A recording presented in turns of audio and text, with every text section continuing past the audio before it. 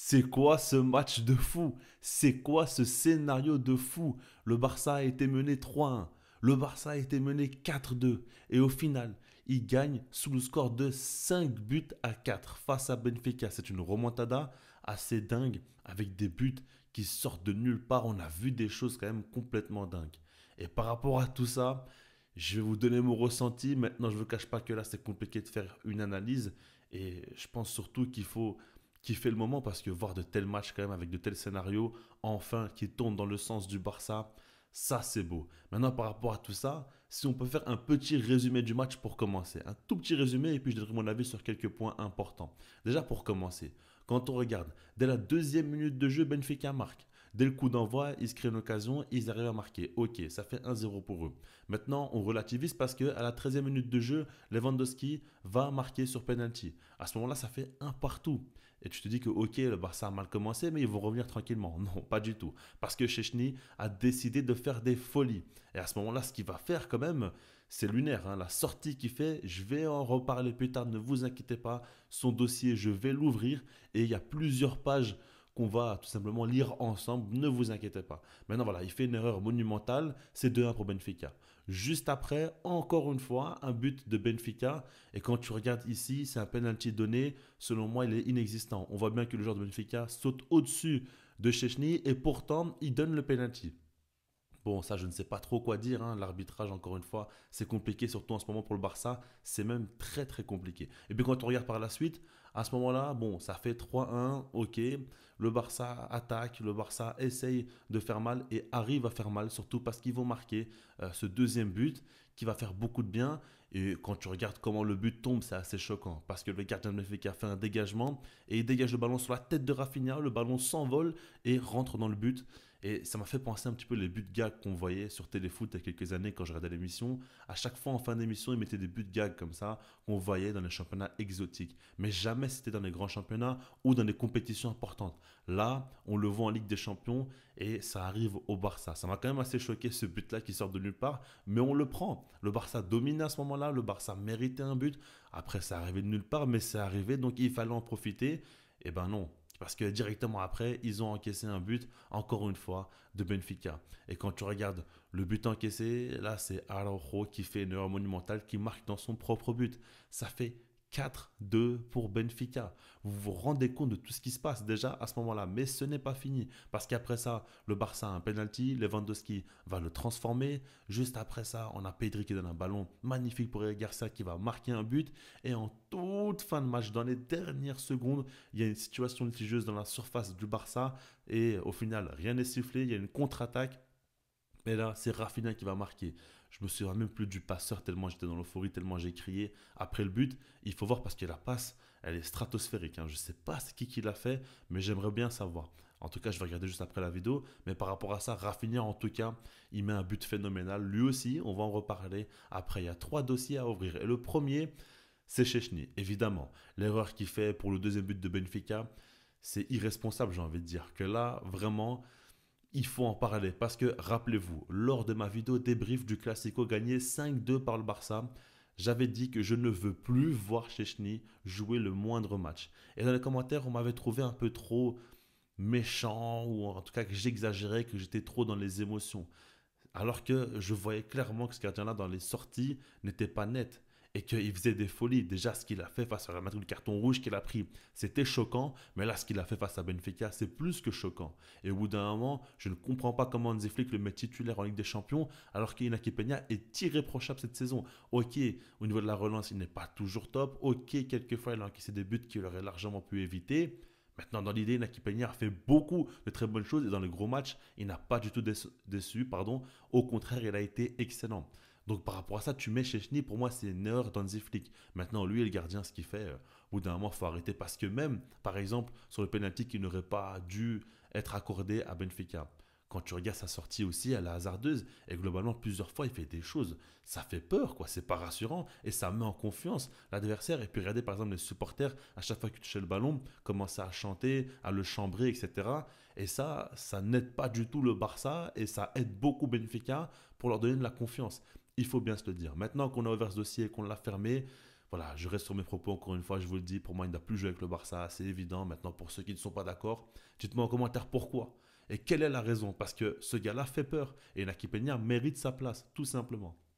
Maintenant, pour en revenir à la suite, Ronald Araujo, lui aussi, quand même, il met un contre son camp après toutes les critiques qu'il a subies. Ça fait beaucoup, beaucoup parler. Et puis son match à la relance est catastrophique. Ses interventions sont inexistantes. Il fait vraiment un très, très mauvais match. Et Koubarsi a dû jouer pour deux. C'est aussi simple que ça. Il a le brassard de capitaine et pourtant il ne répond pas aux attentes malgré tout ce qui s'est passé autour de lui. Vraiment, c'est décevant. Et je ne vais pas non plus dire qu'il faut en tirer des conclusions tout de suite et dire qu'Inego Martinez est beaucoup plus important que lui, etc. À l'heure actuelle, oui, c'est le cas. Maintenant, Aloro a su faire beaucoup de bonnes choses. Donc, par rapport à tout ça en soi, ce n'est pas facile de prendre position et ce n'est pas forcément ce qu'il faut faire.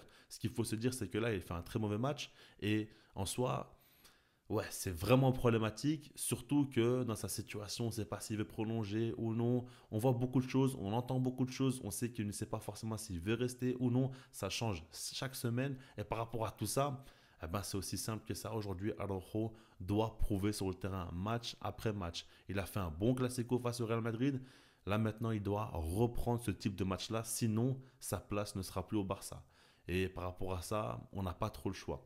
Maintenant, quand on regarde par rapport à la suite, Rafinha, le match qu'il fait quand même. Parce que quand tu regardes, il rate pas mal de choses, pas mal de contrôles importants, quelques situations où il aurait peut-être pu marquer. Et à chaque fois, on est un petit peu déçu. On se dit qu'allez, il faudrait qu'il fasse un peu plus. À un moment donné, je me rappelle, il y a une action, je ne sais plus d'où elle vient. Il y a eu tellement de choses dans ce match. Mais en tout cas, il est seul devant le but et il rate sa frappe. Et ça, pour moi, c'est pas normal.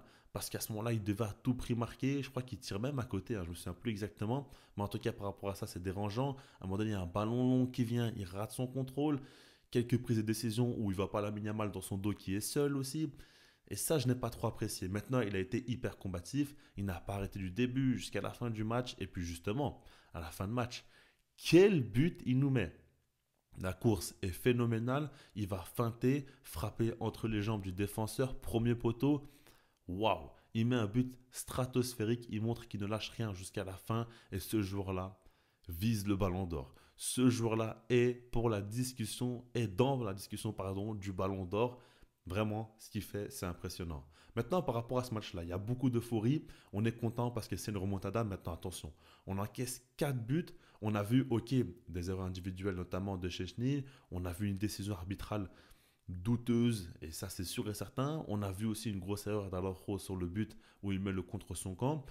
Et c'est sûr que si tu retires ces choses-là, déjà, tu n'as encaissé que 2 buts, tu en as mis 5, tu peux déjà te rassurer.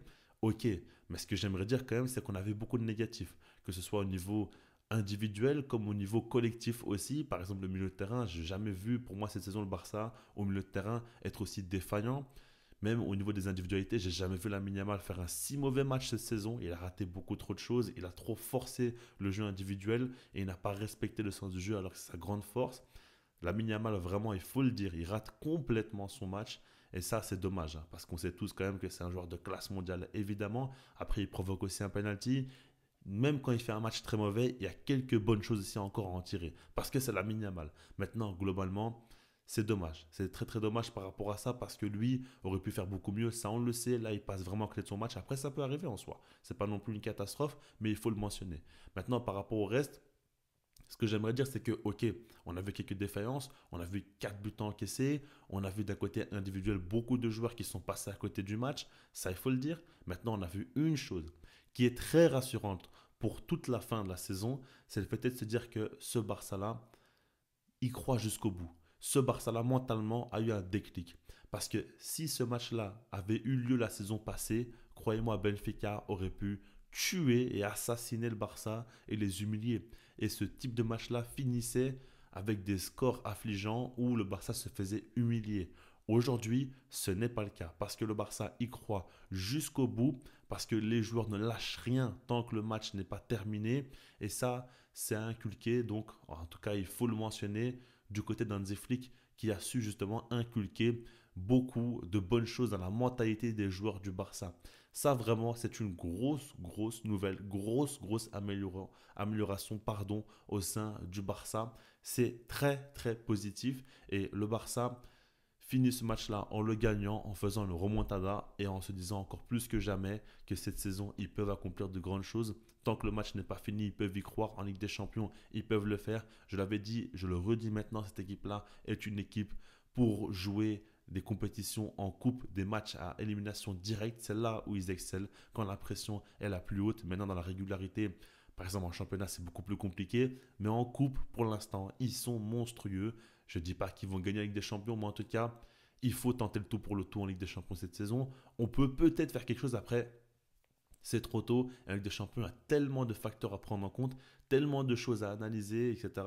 Qu'au final, là, on est beaucoup trop tôt, évidemment. Maintenant, tu sécurises ta seconde place alors que tu étais parti pour, pour perdre ce match ou pour en tout cas perdre du retard aussi et peut-être descendre dans la troisième, quatrième ou cinquième place. Non, au final, tu gardes ta seconde place, tu gagnes ce match, c'est phénoménal. Je ne sais pas comment ils y arrivent. Ma vidéo de débrief est peut-être un petit peu bordélique, je vais un petit peu dans tous les sens, mais c'est parce que le match aussi va dans tous les sens. J'essaie de faire de mon mieux. Maintenant, franchement, ce qui s'est passé, c'était lunaire. Dites-moi vous ce que vous en pensez par rapport à tout ça. Est-ce qu'il y a des sujets que vous voulez que j'aborde par rapport à ce match? Comme je l'ai dit, hein, selon moi, des erreurs individuelles de Szczęsny, d'Araujo notamment, la Yamal qui passe à côté de son match, le milieu de terrain pour moi qui n'a pas été assez imposant. Quand je regarde par exemple Casado et Gavi avec ballon, c'est pas ouf. Casado sans ballon, ça a été intéressant, mais dans l'idée, c'est pas dingue. Pedri a été trop responsabilisé. Et puis de manière globale, on a vu aussi une équipe du Barça qui a dominé, qui n'a pas su concrétiser. Ça, on l'a déjà vu beaucoup de fois. Et puis au final, ils ont fini par réussir à le faire et fini par marquer 5 buts. Voilà, je laisse là-dessus. Dites-moi vous ce que vous en pensez. Puis sinon, moi, je vous dis peace.